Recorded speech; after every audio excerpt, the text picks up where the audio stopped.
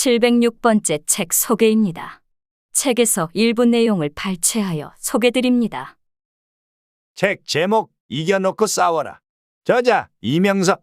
출판일 2023년 10월 5일. 상상빌더 한 줄 요약. 역사를 통해 리더의 마음가짐을 배우자. 책 속에 모든 교훈은 역사에 이미 쓰여 있다. 25년 경력 창업 컨설턴트이자 무일푼에서 400개 가맹점을 지닌 대형 프랜차이즈 CEO가 된 저자 이명서가 역사와 옛 이야기를 통해 알려주는 리더의 마음가짐.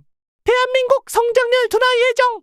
OECD 본격적인 저성장 국면.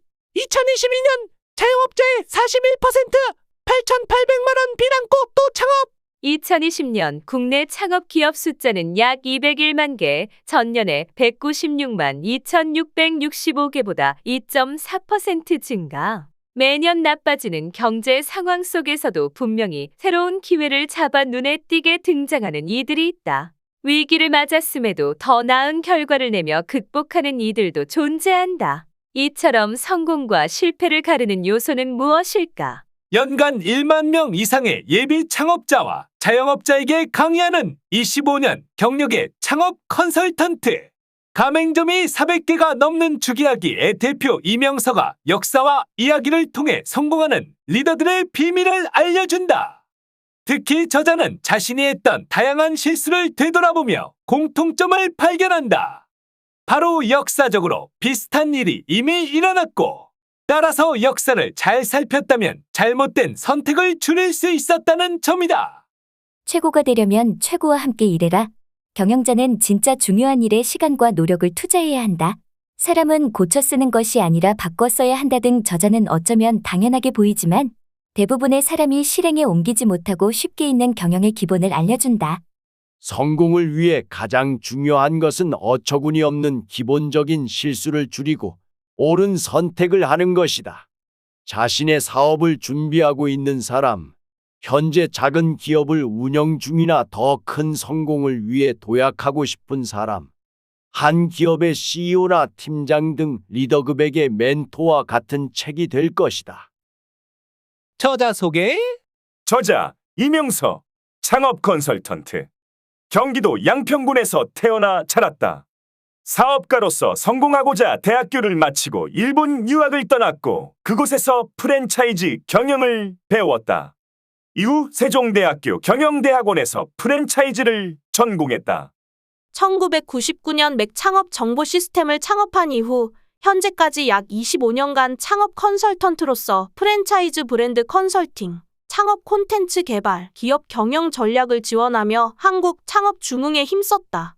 연간 100회, 수강생 1만 명 이상을 대상으로 강의하고 있으며 서경대학교 프랜차이즈학과 겸임교수와 연세대학교 상남경영대학원 프랜차이즈 CEO 과정 교수 등을 역임했다. KBS 1TV 실속 TV 주부경제학, KBS 2TV 생생정보, MBN 머니투데이, WOWTV 돈이 되는 창업, 라디오 이숙경 파워 FM 등에 출연했고 국내 유력 주간지와 경제지에 칼럼을 기고했다.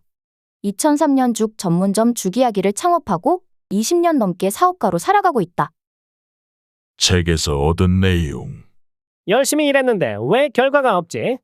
고민하는 리더들을 위한 해법서.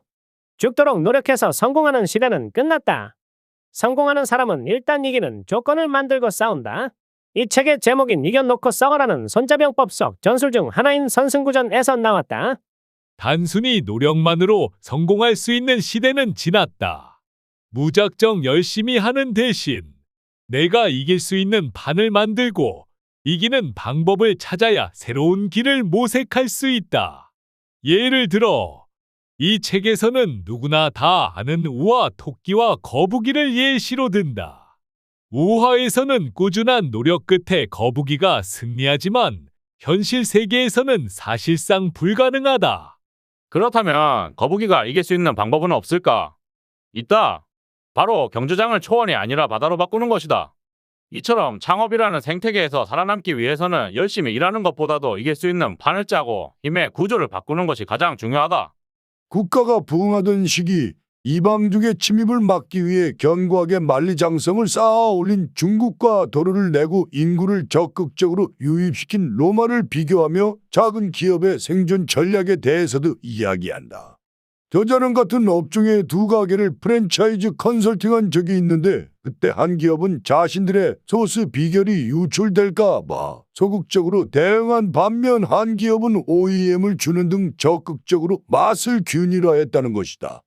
그 결과 상대적으로 평범한 맛이었던 후자의 기업은 전국 최대 지점을 지니게 된 반면 전자의 기업은 큰 성공을 거두지 못했다.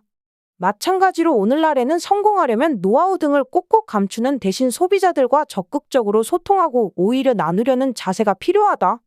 모든 리더의 목표는 자신의 조직을 성장시키는 것이다.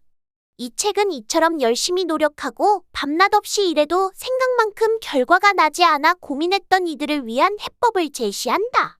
새로운 전략을 짜고 숨겨진 기회를 찾을 수 있도록 생각을 전환하는 계기가 될 것이다. 무슨 일이 있어도 흔들리지 않고 성공 경험을 쌓는 리더들의 신두가지 경영 키워드. 이 책은 총 4개 장, 52개의 꼭지로 구성되어 있다.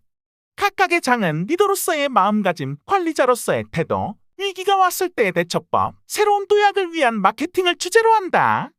또한 꼭지마다 시작 부분의 경영자들이 염두에 두고 몇 번씩 다시 봐야 할 키워드 52개를 골라 함께 제시했다.